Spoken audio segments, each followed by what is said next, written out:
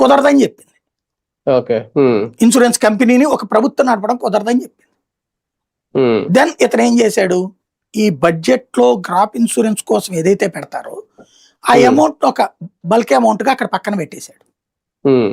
ప్రకృతి వైపరీత్యం జరగగానే దానికి ప్రభుత్వం రేట్ ఫిక్స్ చేసేసి, ఇదివరకు ఏంటి ఆ ఇన్సూరెన్స్ కంపెనీ ఫిక్స్ చేసేది, ఏది విత్తనము ఇవన్నీ కలిపి లెక్కేసి దాంట్లో 30% 40% అనౌన్స్ చేసి అందులో 20% 30% ఇచ్చేది.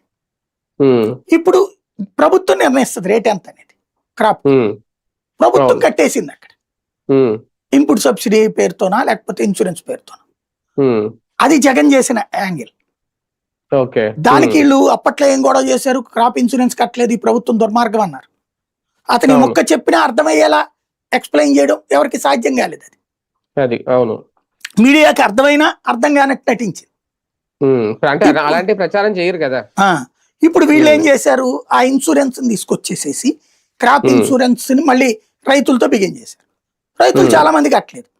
వాళ్ళు కట్టిన దానికే కదా వీళ్ళు ఇచ్చేది యాడింగ్. కట్టనప్పుడు ఆటోమేటిక్ వాళ్ళకి డబ్బులు రావు, పరిహారం రాదు.